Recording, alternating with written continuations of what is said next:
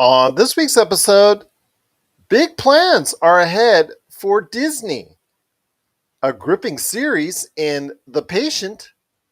And was it a successful summer at the box office? All this and more as we once again delve into the pop culture cosmos. And we're back with another episode of the Pop Culture Cosmos. This is Gerald Glassford from Pop Culture Cosmos, Game Source, Inside Sports Fantasy Football, and the Lakers Fast Break. We truly appreciate everyone out there listening to all of our great shows. And if you can, please give us that 5-star review wherever you get your podcasts. Plus, if you can like, share, subscribe, follow, or do anything that you can to support us right here at the Pop Culture Cosmos, the Lakers Fast Break, Game Source, Inside Sports Fantasy Football, the Happy Hoarder, Humanican Media, or anything that we do at popculturecosmos.com or Pop Culture Cosmos on Facebook, where we are the #1 tabletop RPG streamer on Facebook. You can go ahead and catch many, many hours of tabletop RPG action each and every week right there at Pop Culture Cosmos on Facebook. Plus, also as well, we cover the latest news and trends in pop culture like no one else at Pop Culture Cosmos on Facebook. So if you could support all of that, it is sincerely appreciated. But it wouldn't be a Pop Culture Cosmos without our good friend, or without my good friend. He is the happy hoarder of everything that he hoards today at the Happy Hoarder.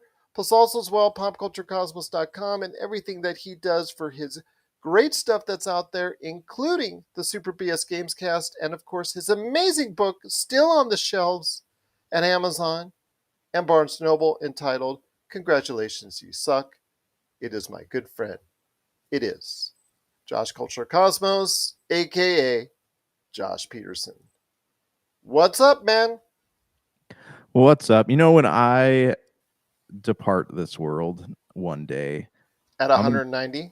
At 190, I'm probably going to end up with like one of those storage containers, you know, like how people always want to, like, sons and daughters, like, okay, family members always hate going through like the sort of like past relatives because they never know what they're going to find. What they're going to find in mine, they're going to unlock the door, put up the roll cage, and just a butt ton of old action figures and video games are going to fall out.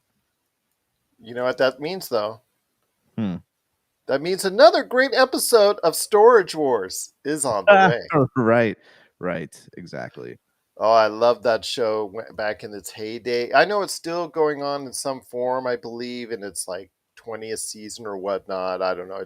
I haven't really checked on it lately. Maybe I should before the end of the show, but I used to be hooked on Storage Wars. I don't care if it was set up by the producers. I don't care if they planted stuff inside, one of the lockers they were supposedly going to buy. I don't care if all the arguments were staged and everything that you hear about that show.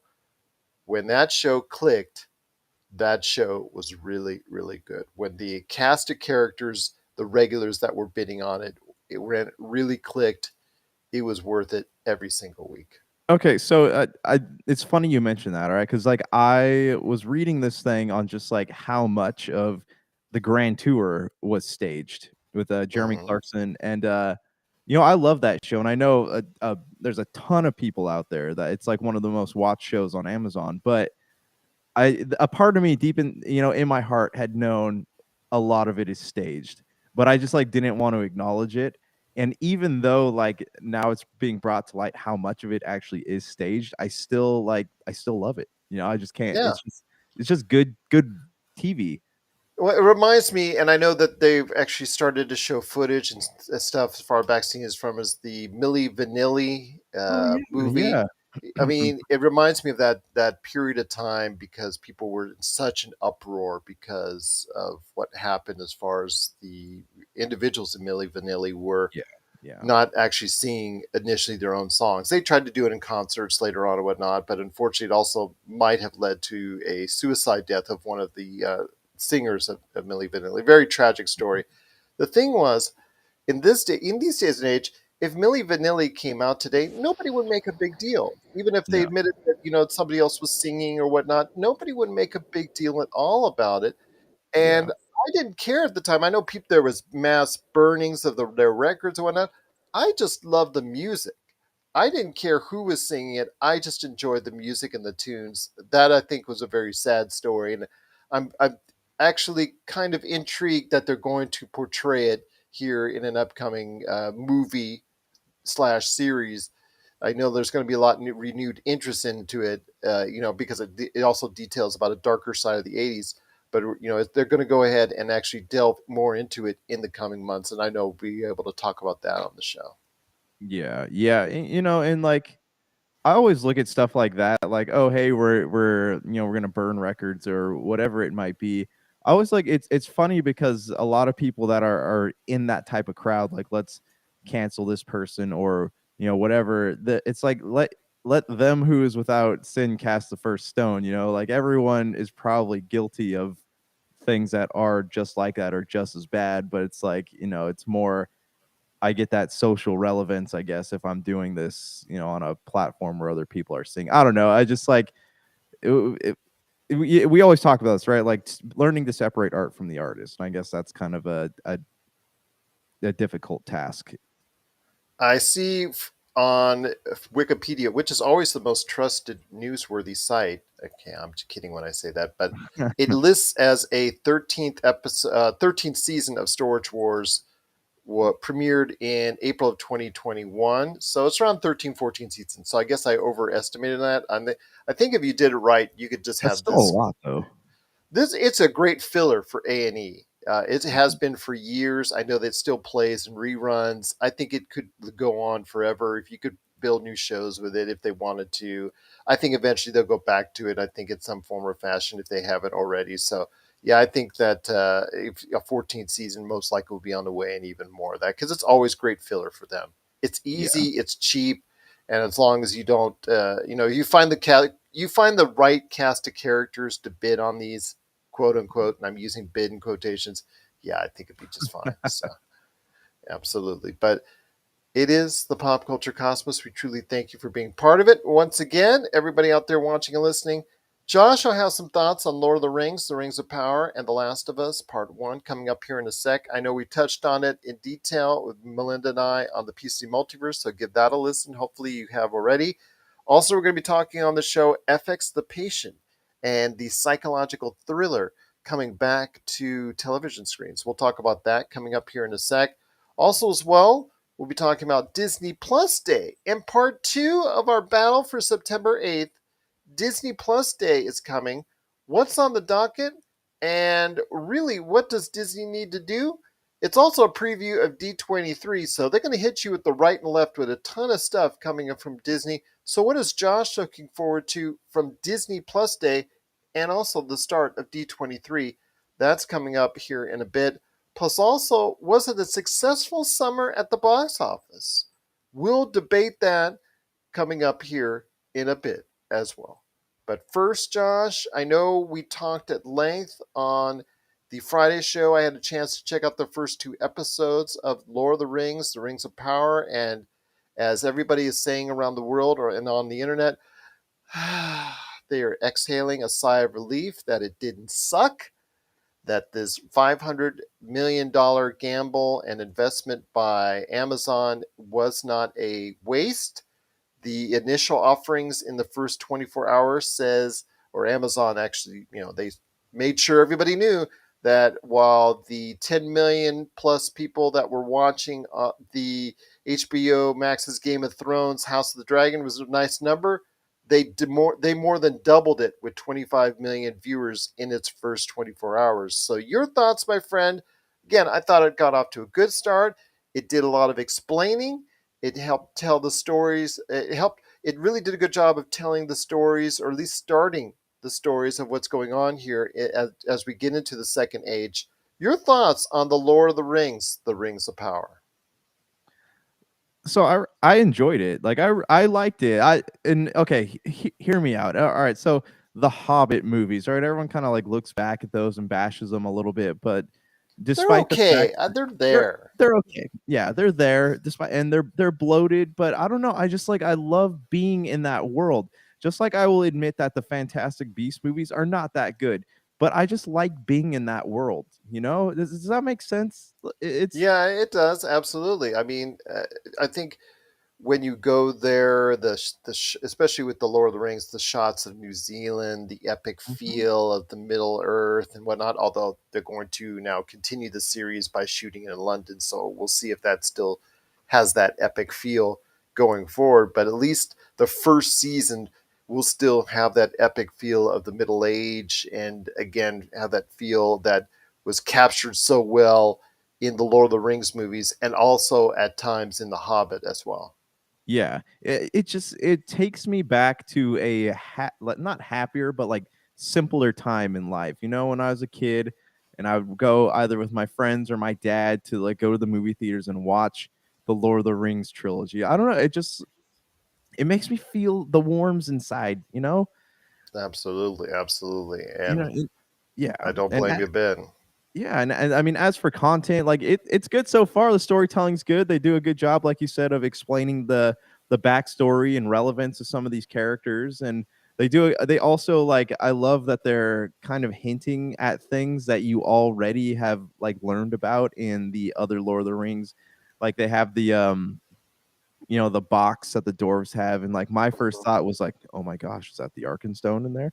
And then with the guy that fell from the sky, The obviously Meteor Man. yeah, Meteor Man, your first thought is it's Gandalf. It's got to be Gandalf. You know, because they're covering an area of Tolkien's history that has never been like extensively written about before, right? It's just kind of Yeah, been referenced through like talk in the Lord of the Rings books or through the Silmarillion, like brief glimpses of what that was like. And so I really don't understand all the vitriol that this series is getting because I know Amazon had to shut off the reviews. I yes.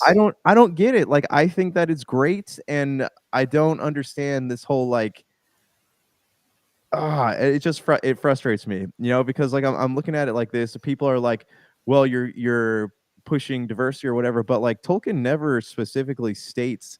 He says that the elves are very fair skinned, but he never specifically states like skin colors in these the characters in these novels. So It like I shouldn't really be a don't big deal. it They're not making shouldn't a big be a deal. big deal. Yeah.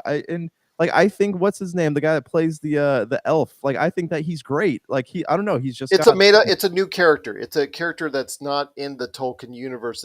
It's a new character, anyways. Him yeah. and his love interest are Mhm. new characters, They are new characters and he's got this like stern expression on his face. I don't know. but I'm they're interesting. captivated. And I'm captivated by this character and like I just I saw like I don't think they're gonna kill him off, but you see the hands Arandir, I think it pop is. out of yeah. You see the hands pop out of the moss or whatever and yank them Yeah. back into the hole. But like, I don't know. I'm like, I don't understand. And this is I was having this conversation with someone. I'm like, this is why I'm sorry, I'm really fired up about this, but like this is why nobody will ever make another great Star Wars movie because there are people who are like so obsessed with like they call themselves purists, right? And Mhm. this can be extended across all mediums, but they're like they want so bad for something to fail that they are, I don't know, almost trying to make it fail. If that, and it's just Yeah. it frustrates me because this is great. Like I'm really loving this. My kids like it. My wife keeps falling asleep, but I'm sure she'll catch up at some point. I don't know. I'm into it. And have you noticed that most of the elves in here seem to look like younger versions of William Defoe? That's a good point. That's a very good point. I know that Elrond, the Elrond, the individual playing Elrond has gotten a lot of interest online as far as because of the big chin he has. Oh, yeah. Yeah. And he's good too. I don't know, man. I like This has everything. been good. This has been Yeah, really good. Yeah, nothing I do. about it has disappointed me. No, no. And to me, again, this blows away anything that has been shown on House of the Dragon. Okay, House Oh, of the Dragon's just standard, run of the mhm. mill, very average Yeah. Game of Thrones stuff. If you and as I said before, if we into Game of Thrones and you wanted your Game of Thrones back, it checks every box. But Mhm. for me, it just looks like it checks every box. It has the political intrigue, yeah, yeah. Has the debauchery, yeah, yeah, yeah. It has violent stuff in it, yeah, yeah, yeah. It just seems like okay, the producers knew what the Game of Thrones fans wanted and are giving it to them, but it's Mhm. not going out of the box to do anything more. And it's just there.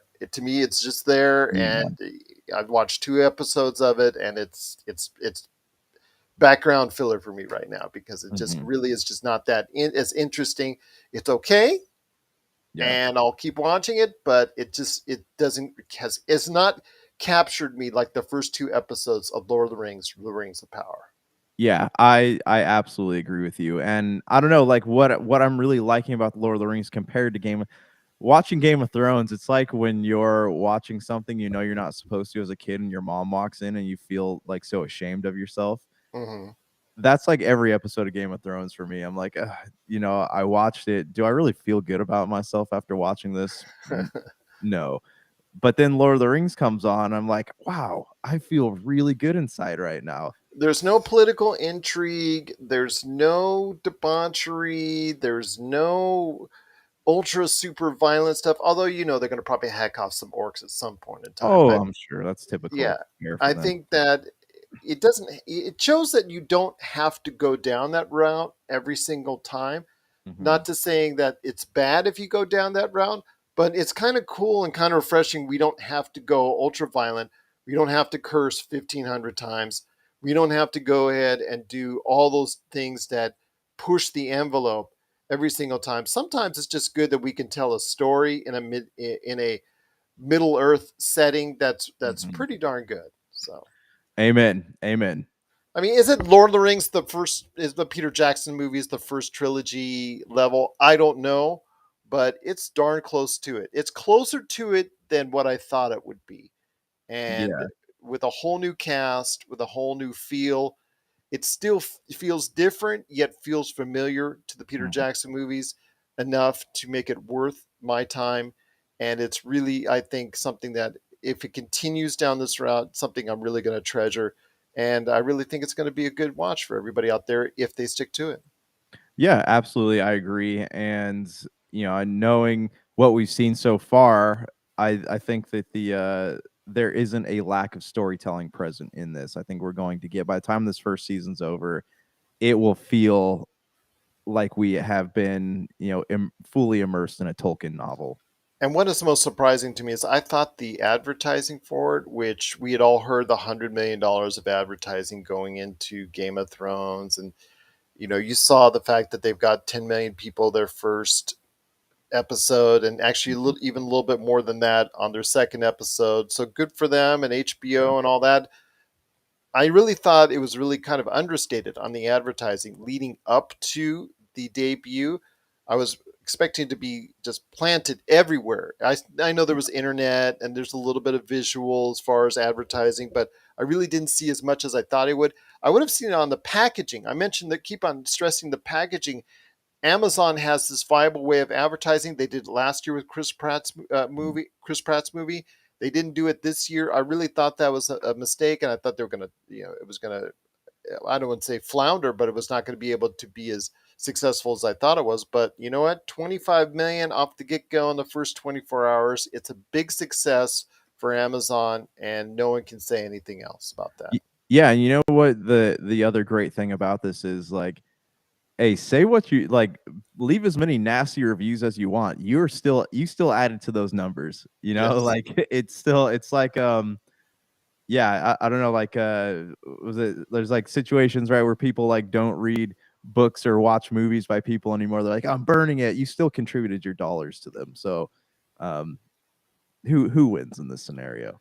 And it's so funny because the Tolkien. I read an article which had the quotes around the about a decade ago about Mhm. from J.R. Tolkien's son in regards to his disdain for Peter Jackson's movies, about how it was not the way, or paraphrasing now, how it was not the way his father would have had those stories told. Hey, those 3 movies, especially, and even the Hobbit movies, because they've all earned around $1 billion worldwide. Oh, for All sure. 6 of those movies have earned close to $1 billion worldwide. Yeah. People love the Lord of the Rings in the modern age Hmm. more than they've read the book that love the movie. They love the movies more than they have loved the book. They've come to know the Lord of the Rings because of those movies more than the book in this modern age.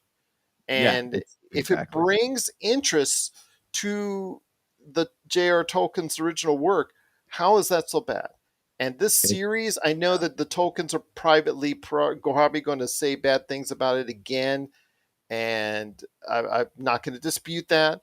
And I understand that they just got a huge check from the Embracer Group, and they're going to be doing stuff that they're going to oversee going forward. I don't know if it'll adapt the same as well to an audience or whatnot. Whatever you want to say, this has been a big boost for the Lord of the Rings, and hopefully will get people even closer to the Lord of the Rings IP as a whole. It's Amazon, so people after they watch it, they can go buy it, the book on Amazon real easily. So I don't know. It just seems like a win-win. I would just be like patting the back of Amazon right now, just like crazy if I was the Tolkien's. Absolutely. Absolutely. And here's the thing too, like, I always wondered about this, right? You have these people that have these potentially really successful estates, right? Of like dead authors or, whatever that might be. And they're like, "Oh, I don't like the way so and so handled the movie to this." Well, Mhm. okay, then why don't you make it yourself so that you have 100% control over what's going on? Like, if you're really that picky about how this is portrayed, like, at least you're making people curious about the source material. You're making people want to go out. Like, I went to Sam's Club and they have all these brand new editions of the Lord of the Rings books, and I was like, man, I want to purchase all of them. Funny Like, how that is. yeah, Well, I wonder why. Hmm. yeah, Could it be because there's a brand new show on Amazon yeah, highlighting it? exactly. And I'm sure I'm not the only person that wanted to go in and buy like 6 books. Just seeing those on the shelf. So at least whether or not it's good, you're interesting people in the mythology. So you're still, If when something like that is good, that's what it does. yeah. Yeah, exactly. So I just, I don't understand that, but teach their own, I suppose. Again, that's my thing with the Bracer Group buying the rights to the Lord of the Rings going forward, and what they're going to put out. They're going to put a Gandalf movie out. They've rumored they're going to put a separate movies about most of the major characters, video games, maybe even possibly theme park rides and whatnot. How is that any less of a commercialization or any less of a showcase of the IP than what Peter Jackson and Amazon have done? So it just doesn't make any sense to me because It's ironic. yeah, it Is what is. It it is. is. And maybe maybe we'll have the Tolkien's blessing on any of this stuff going forward, but there is no way that any of the stuff that the Embracer Group is that's going to do is going to be any more successful than what Peter Jackson and now Amazon have done. There's no way you're going to be able to capture a larger audience than what those individuals and those entities have done with what Embracer Group is doing, especially because Embracer, even with all the studios under head, is going to have to do a lot more to give it that kind of platform. Yeah, exactly. I mean, Embracer Group, like, it still is a mystery to me, like, what them buying this whole thing. So I don't, yeah, you're right. It's super interesting. We'll I guess time will tell what's to become of the Lord of the Rings. So, what are your thoughts out there? Again, I know I asked it on the Friday show, but and Josh and I both really want to hear your thoughts on The Lord of the Rings, The Rings of Power. Please let us know your thoughts. Are you digging it? We know you watched it. 25 million people watched it in the first 24 hours. So please let us know your thoughts on Lord of the Rings, The Rings of Power, Pop Culture Cosmos at yahoo.com. Well, before the half hour break, my friend, the last thing that we covered, or one of the other things that we covered on the Friday show was The Last of Us Part 1 remake. You can't say remaster, you have to say remake. I'm trying to finally, after all these years, trying to start to get it down as far as remake and remaster, because I know that confuses everybody out there. But this is a remake. It's out for the PlayStation 5. Your thoughts on this, my friend? I know as an owner of a PlayStation 5, I know this has come across as far as the advertising on your console when you boot it up. Your thoughts on this? Again, are you invested into going into the world of The Last of Us Part 1 one more time? This time around, you would have to go ahead and dish out that $70. So let me hear your thoughts. The Last of Us one more time? No, absolutely not. I have no desire to go out and buy this game a fifth time. If it ever, I mean, maybe on Black Friday, if it drops down to like $12, I'll go out. Sure, I'll go pick up a I copy bet you of it. it'll be a freebie in a couple years or a year or two. Oh, I'm sure, and it'll be up on the PlayStation Network thing or whatever their Games Pass equivalent is. Yes, absolutely. But I just like I don't have time and I don't have any desire to play this again. Like this will be like my third or fourth time playing this game, and I just don't. It's not something I'm interested in at the moment. And that's what by bringing out, I'm trying to say is that Melinda feels the opposite as far as now. If you played it before, now you really want to go ahead. Hold on, lost my voice there. You, Melinda said that you really want to go ahead and do this again and pay $70 again if you played it before. I don't. I'm not sure a lot of people that are going to I be. I'm Yeah. not sure. I'm still not convinced of that. I mean, if you're brand new to it and you got a Mhm. PlayStation 5, I would highly suggest you get it if you've never played it before. But if you've already played it once and then you played it the next year when the remaster came out, or any point in time when, even when they gave it away for free or very cheap, Yeah. and And playing it again third time that's a lot to ask. it is a lot, and to be fair, like, if they were to, rewrite some things in the story and say, "Hey, it's an" if they okay, if they were to label it, "Hey, it's an extended cut," like, there's stuff in this that wasn't in the original, I could be like, "Ah, okay, maybe I'll go out and play this one," but not at a price point of $70.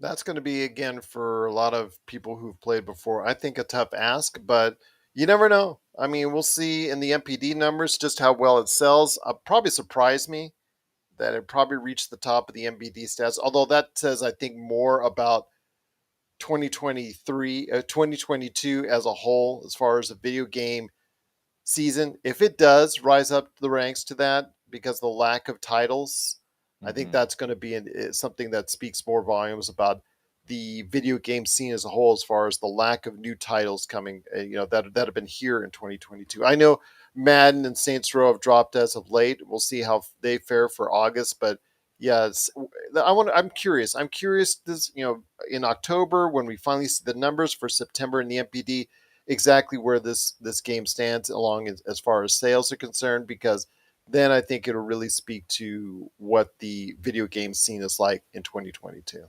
Yeah, no, I absolutely agree with you, and, well, I wouldn't be so I mean, it was clever of them to push this game out at the time that they did because there's nothing else out there to play. So Hmm. I can see why someone would be like, "Oh, I'm gonna go out and pick this game up." Good for them, but, I don't see any, quality, not quality, I don't see any reason to go out and play the game right now.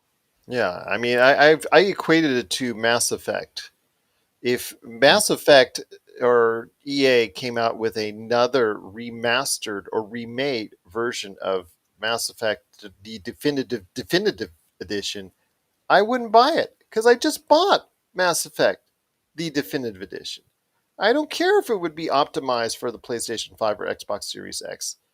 You can only spend so much on an IP before you say, you know what, I've had enough. Mhm, yeah. Yeah, and it's again, like, it's just there's no reason to remaster or remake or yeah, put out a game that many times. Elder Scrolls, I guess, is a exception to that, but Yeah, yeah, well, again, that's Bethesda. yeah, I'm still waiting for the Skyrim Anniversary Edition coming yeah. out at any point in time, anytime soon. I'm sure that's on its way, but we'll see. I think it's going to surprise us, though. I think you and I are going to be surprised when we see the MPD numbers and we see it Mhm. actually near the top of the charts. But then again, I think it speaks more to the fact that there's a lack of new things coming out on the marketplace. So we'll Yeah. see what happens. But what are your thoughts out there on The Last of Us Part 1, this remade version? of especially for the PlayStation 5. Please let us know your thoughts, popculturecosmos at yahoo.com. Well, my friend, there's still more to come right here on the show. It's the Pop Culture Cosmos. It's me, Gerald Glassford, along with my good friend, Mr. Josh Culture Cosmos. Any updates on the Happy Hoarder, my friend? Yeah, we're I'm delaying the launch date a little bit while I get my affairs in order. I got to get the websites updated to some new inventory that I just haven't had a chance to do yet. So, in I will have a definitive release time in the next couple weeks. So, thank you for everyone who's following me. Just be patient. It'll get out there. It's just when you got kids and another job, it's just hard to get all that stuff tightened up. No worries. Well, you keep us apprised of what's going on with the Happy Hoarder, and you can get your updates today at the Happy Hoarder on Facebook. My friend, Disney Plus Day, it's coming around the corner. And for the battle for September 8th, because Paramount was unflinching in its efforts to go ahead and move, probably would have been the smart move, to move its day a little bit in the either direction. Disney Plus Day and the start of D23 is dropping on Thursday. Your thoughts on this? I know Disney Plus Day has got a nice day ahead of us as far as dropping Thor: Love and Thunder on Disney Plus, the new Pinocchio movie with Tom Hanks that's going to be dropping, a behind the scenes Obi-Wan Kenobi: A Jedi's Return, Cars on the Road special, I guess an early episode coming out of She-Hulk. Also, Marvel Studios assembled the making of Thor: Love and Thunder, Frozen and Frozen 2 sing-alongs. I know that's going to be great for the kids. I'm not teasing when I say that. I know that's going to be great for the kids. Remembering Welcome to the Club, a Simpsons short film, Dancing with the Stars, the pros' most memorable dances. I know that's going to actually get some views. Tierra Incognita, Growing Up, and the Epic Adventures with Bertie Gregory's on tap for Disney Plus Day. That's all going to be debuting on Disney Plus. Plus, I'm sure there's going to be major announcements, some trailers. We're going to probably see a better look at Star Wars Andor. Going to be seeing a lot of stuff going down for a lot of things relating to D23, including Marvel, Star Wars, the whole shebang. What are your thoughts on Disney Plus and what D23 is going to offer us coming up this week?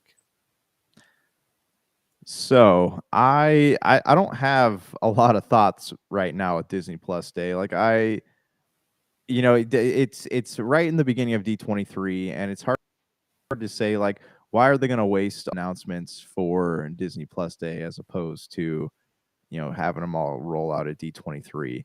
Well, I it's going to be know that, coinciding with each other.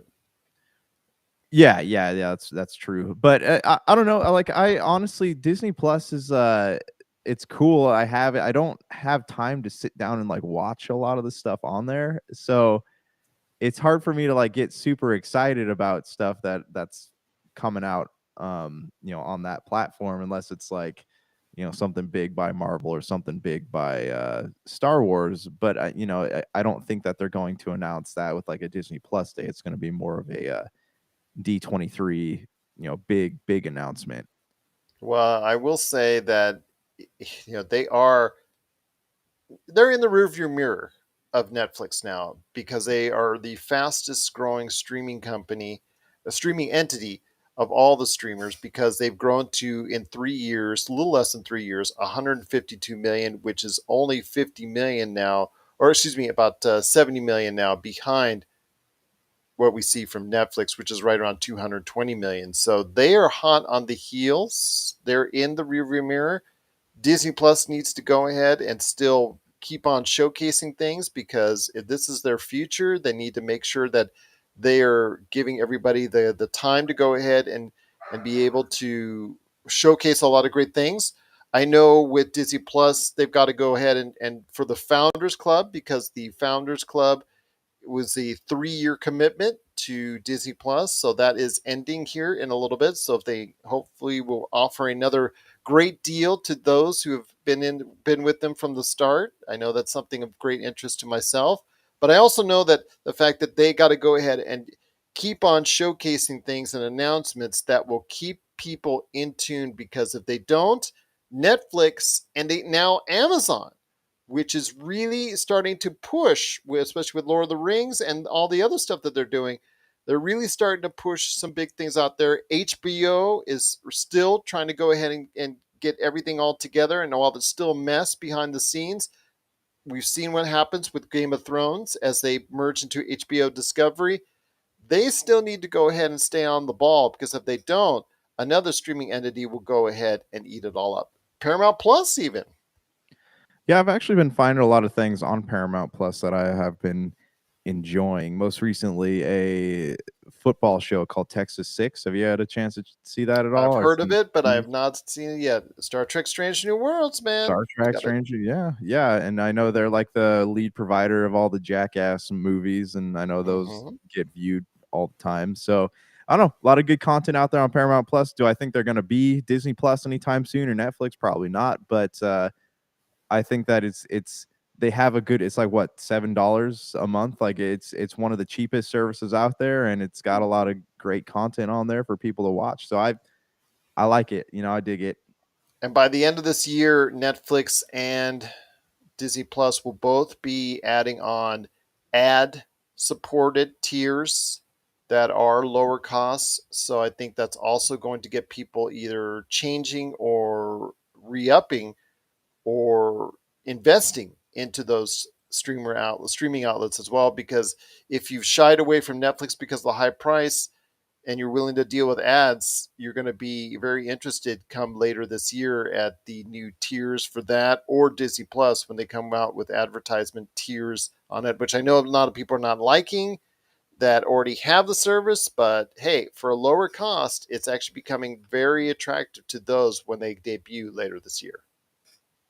Yeah, yeah. I mean, and I don't know, like personally, like I like watching I like watching Hulu, but I don't watch it often because of the ads. So like I'm the opposite of that I crowd. know. So it's tough, man. We'll have to see. Like if when it rolls out, people are like, oh hey, it's cheaper, I'll go with it.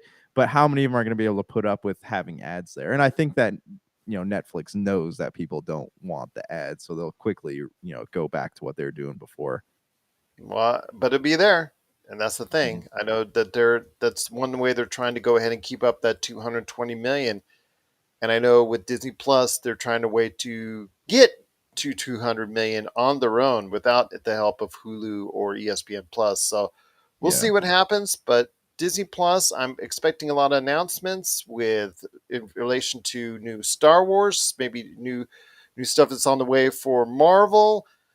I know it coincides with D23, so they will make the announcements either there or through Disney Plus. So I'm excited to see. I think that would be great if they showcase the first day of D23 on Disney Plus. I really think that would be a smart thing to do. Not the It entire it sh weekend, but Yeah, yeah, it should be an opener. Like, that would yeah. be great if it were an opener. Let me ask you this, though. Do you think that we will be getting, I have a wish list for D23, but Hmm. do you wanna hear it, or do you wanna Sure. shelve that for a minute? Because we're gonna be talking about it on the next week's show. So go for it, my friend. Okay, so here's my wish list, and we'll see if it comes true. I want a new Spider-Man announcement, okay? Okay. I want a Silver Surfer announcement of some kind. I want them to say he's gonna be featured in something. Okay. I want a Knights of the Old Republic show. Okay. And lastly, I want to see them making moves on a live action Dragon Ball universe. Very nice. Mhm. I know that we will probably get a actual announcement officially of a Wonder Man series, which we've already talked about, and I know has been reported that Sir Ben Kingsley, will be a part of. That's already been in the trade papers already. I know Mhm. that we'll probably hear about a Nova series that has already been announced by the trade papers, has already been in the works as far as behind the scenes production. So I know we will see that. So I'm hoping we'll be able to get some sort of definitive going forward. I also think that if there is going to be a Christmas of next year's Star Wars movie, then they got to go ahead and start with the ball now, as Oh, for far as sure. Yeah. yeah. If, figure out what's the title, maybe even a first look. We'll see. I'm not sure about that, but at least a title, at least some sort of finality on exactly what it's going to be. I know that we talked about it last week as far as the Star Trek movie, which may now be delayed because they don't have a director. They need to announce a director on that day because they lost their director who hopped over to the Fantastic Four movie. So we'll see what happens. Very enticing and intriguing. But yes, I'm expecting some big announcements come D23 / Disney Plus Day. I really think that it would be great for D23 to be streamed. I really think it should be streamed. And you know what? Thinking about it more, I think all 4 days should be streamed on Disney Plus. I think you should just have like a live feed like IGN does, whether at Yes. E3 Yeah. and they're at Gamescom. You could do something like that just to show people all the things that are going on at D23. I really think it would be in their best interest to do so. Yeah, I could not agree more with that statement. Yeah, I mean, crank it up to like an E3 level. Like Yeah. have a have a conference and people can sit down and check it out. Like that would be great. Yeah, absolutely.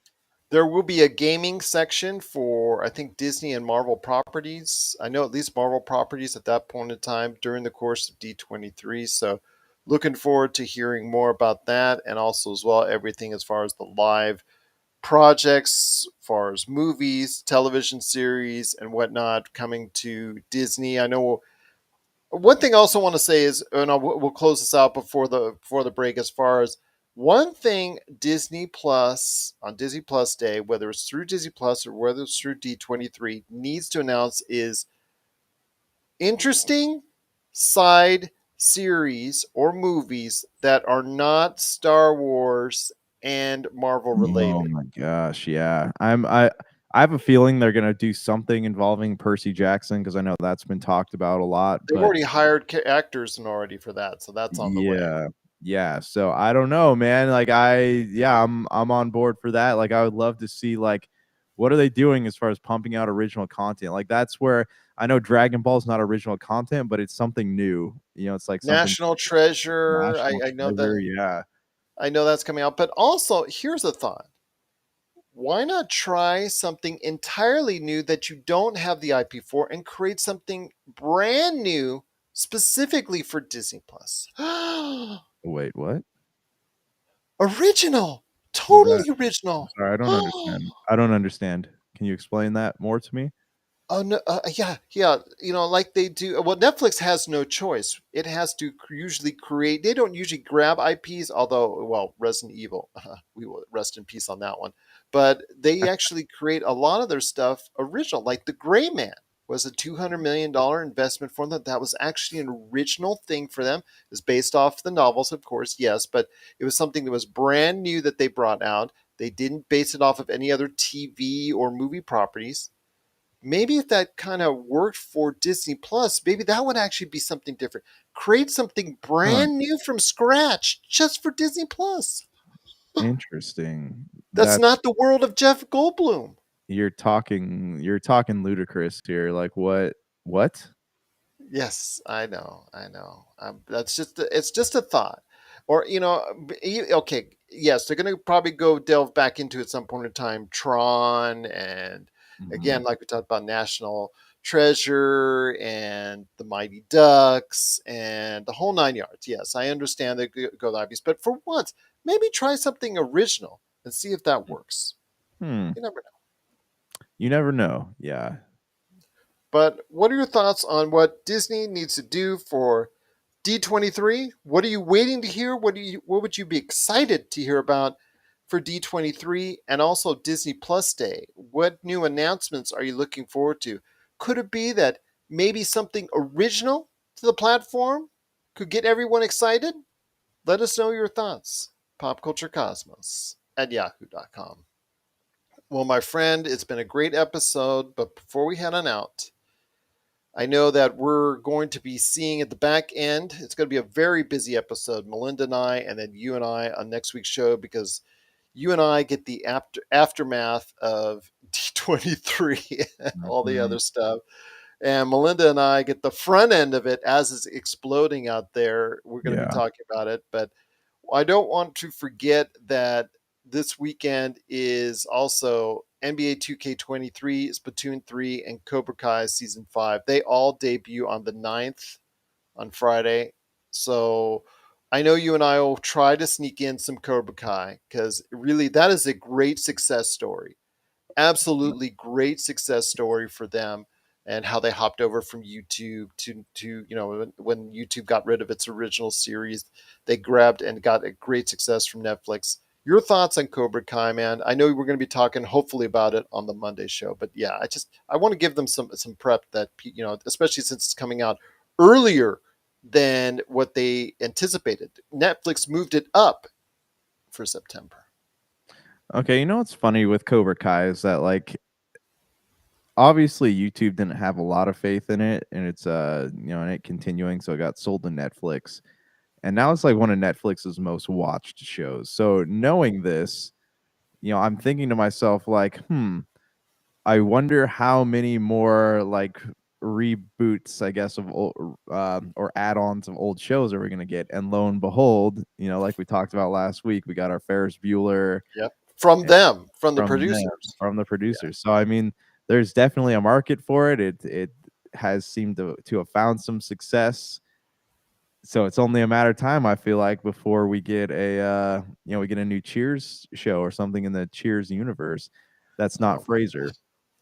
Yeah, well, it would have to start It would have to star either Ted Danson or Woody Mhm. Harrelson. Yeah. Like he opens up his own bar. Yes. Yes. That's like Absolutely. a new one. Yeah, like he's retiring or he goes back to the bar. I don't know. It'd be cool. I love it. Yeah. Maybe a back to maybe like even if it's a movie, just something like that. I don't know. Just something that they could do and something that they could explore. That would be great. But we'll see what happens there. I'd still love to see some other entities being revived. I know that we talk about and bash a lot of stuff as far as being revived all the time, but that's just Hollywood. So there are some other IPs I know that you and I have spoken about in the past about being that wanting to be revived. So hopefully they can go ahead and at least have some fun with it. I'm not sure if I want to see Roadhouse again. I'm not sure if I want to see Ally McBeal again, but Yeah. that's what it is. What it is. So Yeah. we'll see. Starship Troopers, although I would love to see an expansion of that, as a series. I would love to see that as a series. That's money right there. That's viewership right there. But that's just me talking. But oh well, we'll see. But what are your thoughts out there on what's going on with Cobra Kai season 5? What would you like to see? Popculturecosmos at yahoo.com. And before we go ahead and touch on our last subject, NBA 2K23, which right now I think is the premier sports game. It seems to be of the sports games the most Mhm. appreciated. It is microtransaction heavy now, which is still kind of Of course. irritating. Yeah. It's but otherwise, as far as the quality of the core game is still there. Your thoughts on 2K23? Because again, it's going to come out here in a week or two. It's just so funny because it comes out on Friday, yet training camp for NBA doesn't start for another 3 weeks. Yeah, they always do that though. I mean, they always try to like push these games out before the season starts. Case in point, Madden. Madden, yeah, and NHL always comes out a few months before the season starts. Yeah. As for like, yeah, NBA 2K is always microtransaction heavy, and they're gonna keep. Obviously, people are paying for it and it's working, and that's why they're continuing to do that. But yeah, I mean, EA seems to own all the sports games, and I miss the days of like NBA Inside Drive or NBA 2000 or NBA Live. Remember that? Like, they had all these different like variations that you can go and play, but now it's like you're stuck on the same one over and over again. I coach esports at the school that I work at, and Mhm. the kids want to play Madden 23 and NBA 2K23 this year, so I have to go out and buy a couple copies of these games. But I wouldn't. I don't know, man. Like I just like I'm burnt out. I burned out on sports games like 5 or 6 years back, and I haven't gone back to them ever since. Like, have you? I do every now and then. I was just playing NBA 2K21 the other day, so I enjoy it every now and then. I think it's for me, it's something I like to go through as far as for a season. I don't like to play online because I know I'm going to get my butt kicked each and every time, but I like to play it every now and then. I like to go through a season. Just it's pretty cool for me. These sports games bring back some memories because I did play them as far as the Madden games in the past, and again now the NBA games I've played periodically over the years because I have such an affiliation with it. Obviously, I do another NBA show on the side here, but yeah, for me it's been cool. And I know you said Splatoon 3, which is also coming Yeah. out on Friday because that's something that you have to be a part of on the esports scene. I think it's been a good success story for Nintendo.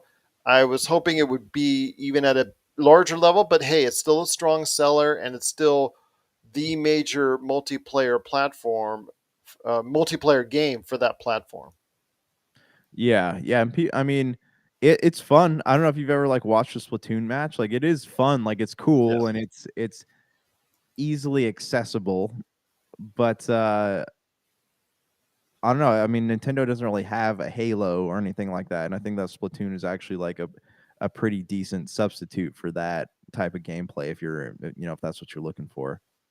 absolutely. Again, it is their premier outside of the free to play ones that are available on Nintendo Switch. It is their premier, it's their premier multiplayer platform on that Nintendo Switch. So yeah, it's coming out on this Friday, and I expect nothing less than a decent grade for it, and to be a good multiplayer experience. It's fun. It's not something that's violent. It's just splatting, almost like paintball per se. So yeah, Yeah.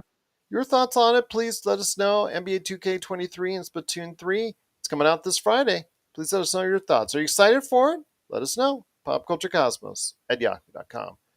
Before we hit our last subject, I want to go ahead and give a big shout out on the creative Emmys that were showcased on this weekend.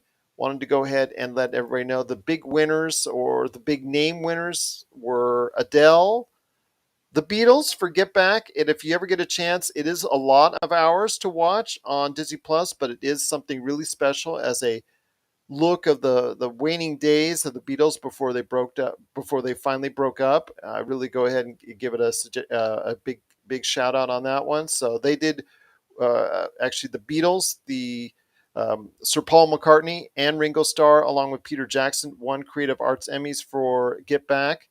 Chadwick Boseman won a posthumous Emmy for his work with What If, and former President Barack Obama won for his voiceover work on a national parks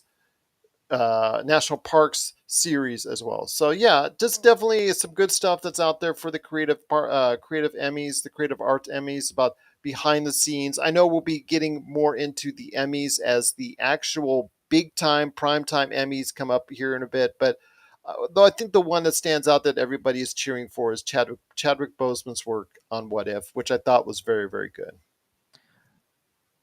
Yeah, hold on, what if Oh, yeah, that Yeah, was, where he plays his version of Star Lord. that's right. Yeah, I still haven't gotten around to What If. I really need to watch that, but yeah, I've heard nothing but good things coming out of, people who have seen it. Yeah, I think it was a little bit of mixed as far as the good and the bad with the voiceover work there, but Chadwick Boseman's work was exemplary and very well deserved on a Creative Arts Emmy. So wanted to Mhm. give a big shout out to the big name winners of the Creative Arts Emmys as we get into Emmy season. Looking forward to the anticipation of what the best TV shows are thought of. We'll go ahead and share more thoughts on it in the upcoming days right here at the Pop Culture Cosmos. But my friend, before we head on out, the summer box office season, I guess, with this Labor Day weekend, you could say this is the end of the summer weekend. National Cinema Day on Saturday brought $3 cinemas, as far as $3 shows to cinemas around the country here in the US. Also, the proceeds were going to a great charity as well. So, wanted to applaud the cinema industry on a weekend with the films. No really new films coming out that were of note. So it was basically everybody going back to the theaters to go and catch something you might have not caught yet or have seen before. And lo and behold, this weekend, what wins is, I guess, added footage version of Spider-Man: No Way Home, which won Yeah, the I box was curious office. about that, like, if there's anything that, like, changed the movie at all.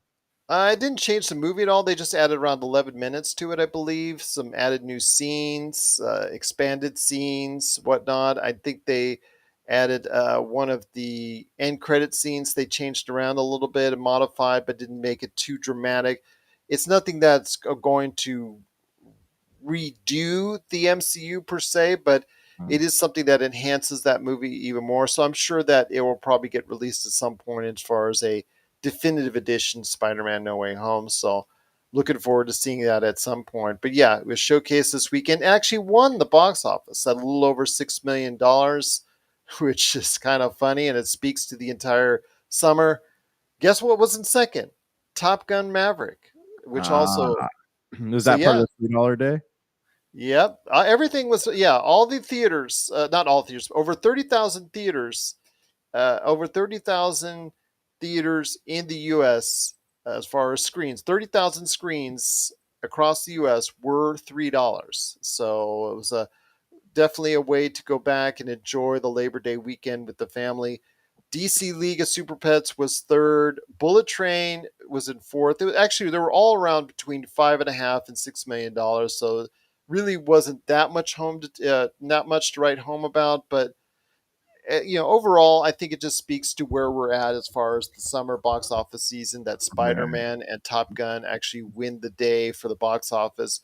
Mhm. Overall, your thoughts on it? I mean, while Top Gun Maverick has been a huge success, earning over $1 billion worldwide. Thor, let me see. Jurassic World Dominion was also over $1 billion.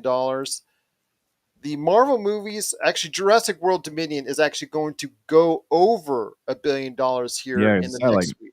Nine, 990,000,000 right now, right? yeah, 995 yeah, so 995. So it's going to go over $1 billion. The Marvel movies, Thor: Love and Thunder and Doctor Strange 2, both did not make $1 billion, even though Doctor Strange 2, kind of got close, 950.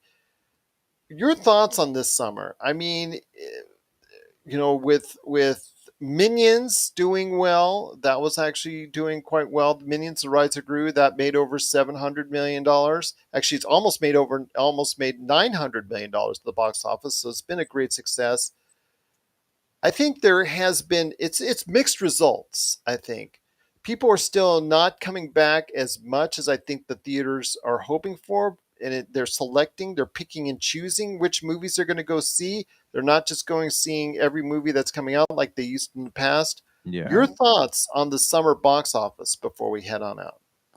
Yeah, I don't know, it's been a weird time for movies just in general, Top Gun: Maverick, I would never predicted that movie to be the first one to cross $1 billion, so that blew my mind, and actually, like, I still haven't had an opportunity to go watch this movie, so I really wanna go. Jurassic World Dominion, I've figured would make a decent amount of money. Doctor Strange, obviously. What surprises me is that Thor: Love and Thunder just kind of like halted. It hit that 700 million mark, and it just has not really budged since. So Yeah, it's going to finish right around 750.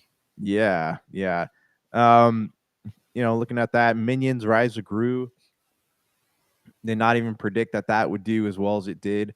Um, Yeah, anybody who thought that was going to do $900 million is crazy. Yeah. Yeah, we have a lot of movies that people are expecting big things out of, and then they just kinda stopped.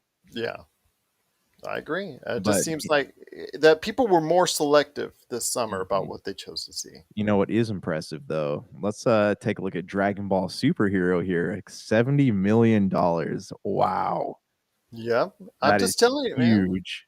I'm telling you that I understand most of it was upfront in that first weekend, Mhm. but I think it's just allowing these studios to take notice that yes, you can have a movie like that debut, get a first big week or 2 weeks in, and then make a lot more once you put it on a Netflix, Crunchyroll, Hulu, whatever, and you could Yeah. really make it on the back end as well. Those kind of movies now are really seeing a lot more life, and I'm thinking we're going to see a lot more anime properties like this in the future come up to the big screen.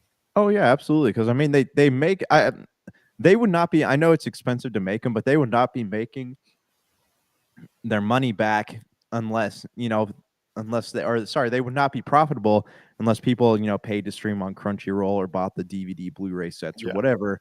So this is just like having it in theaters is just like extra money for them. Yeah, absolutely. So definitely excited to see what will be going on in this fall and winter for the box office. The summer, I think it's getting mixed returns. Lightyear Lightyear was a disappointment at the box office at Mm. only 218 million, but it has done absolutely huge numbers on Disney Plus. So maybe that's telling everybody out there that maybe Pixar movies should go the way of Disney Plus and showcase there because they seem to do big numbers there. But there were other disappointments as well so far for the box office. And again, I think it was mixed results overall. I think it was really something that people need to go ahead and keep in check as far as it's still the theater going experience is still not the same coming Mhm. out of the COVID coronavirus era. I think that there's still a long ways to go for before theaters can actually say we're back, but at least it's a lot healthier than it was the past 2 years. Oh, for sure. I mean, there has been progress. There has been money being pumped into. It's just not, it's not what it once was. Yeah. Big shout out to Jaws though. Earned $2 million at the box office this weekend. Big Nice. shout And out. and we all know that Avatar, James Cameron is like Hollywood's biggest cheater, and he's putting Avatar out again. Yes, So we that's all gonna know go. that that's That's gonna go at number one. I bet you oh, that will go. absolutely. I'm it's gonna make at least $40 million. Yeah, This is how I feel because you have this whole generation of kids who have not seen the movie. Like my kids want to sit down and watch it. I'm like, I don't know if I have that kind of time on my hands. But like that, yeah, exactly. They want to sit down and watch it.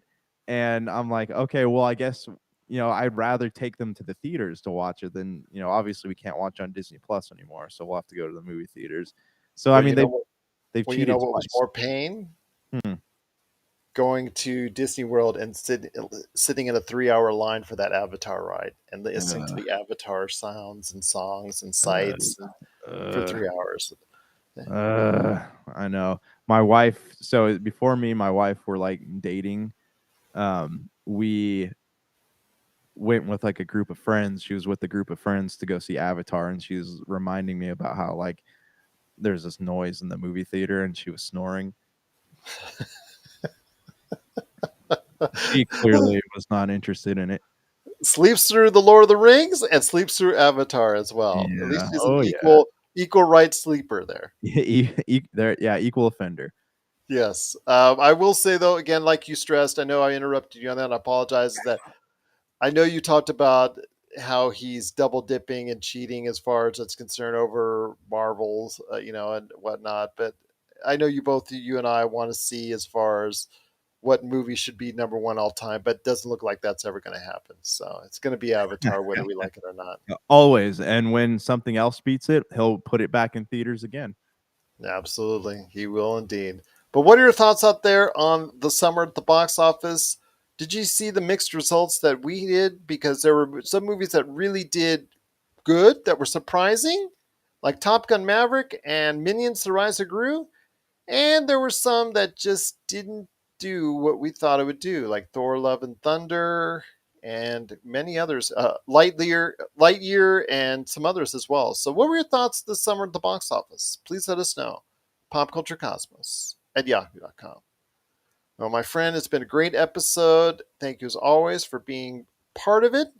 Any last thoughts before we head on out? No, I mean just hotly anticipating a lot of big reveals at D23. We'll see though. We'll see what happens. Actually like one more thing I want to see. I want like a release date for the next Jedi Fallen Order game. That'd be something big. You never know. That's a good thing. Right? That's a good thought right there, my friend. You never know.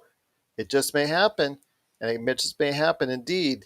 Come Thursday, come this weekend at D23. So for Josh Peterson, this is Gerald Glassford. It's another beautiful day in paradise right here in the pop culture cosmos. We thank you for listening. And here's hoping you have yourself a great